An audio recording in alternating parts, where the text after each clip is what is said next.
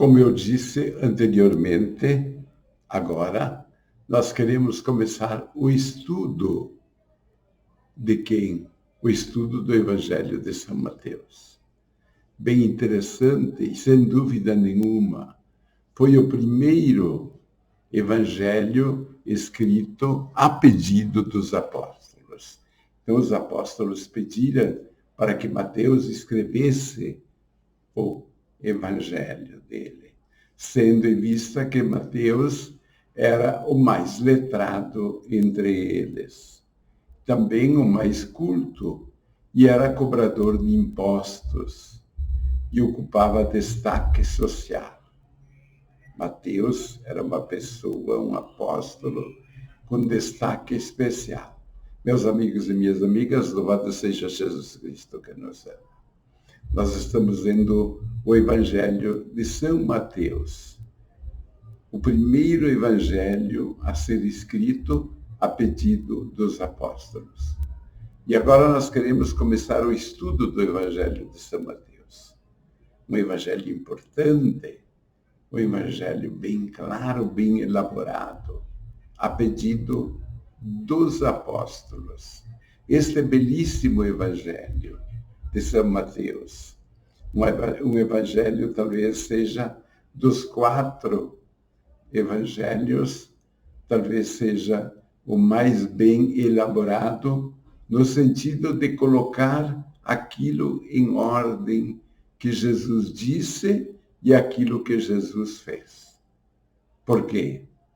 Porque São Mateus viveu com Jesus. Ele viveu 3 anos com Jesus.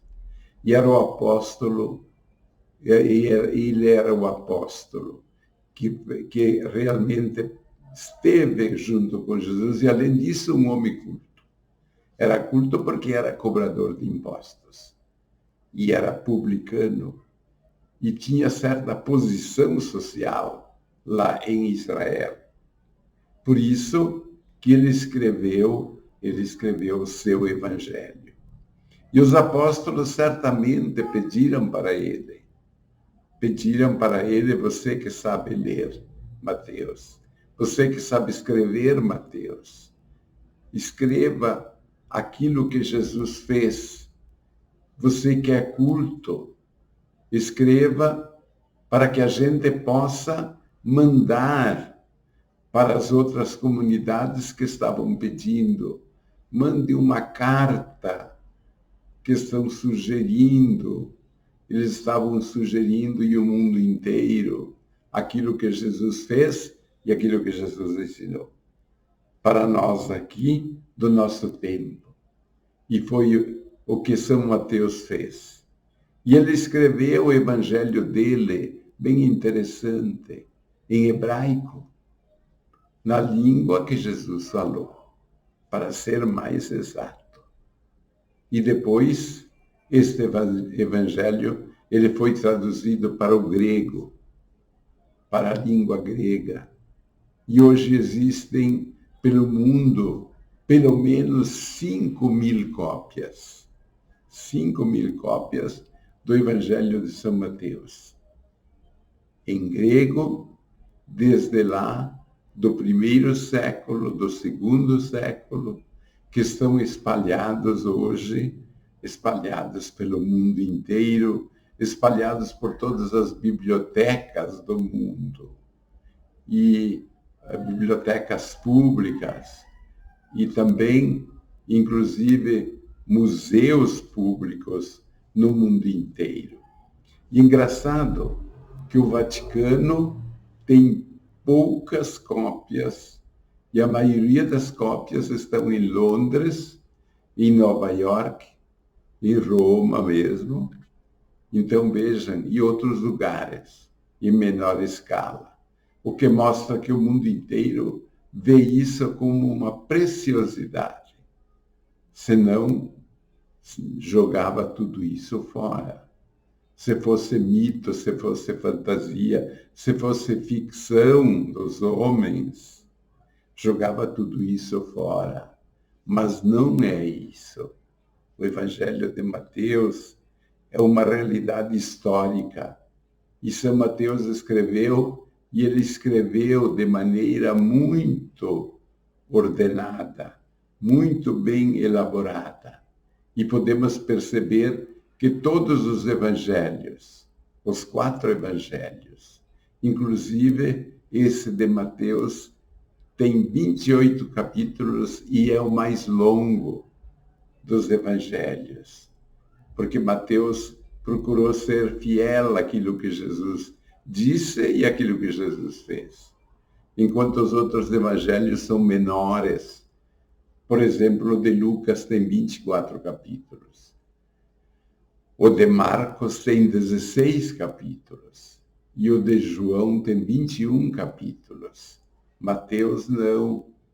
Ele detalhou profundamente aquilo que Jesus fez, aquilo que Jesus disse. E ele escreveu, como nós sabemos, para os judeus. Judeus estes convertidos para o cristianismo.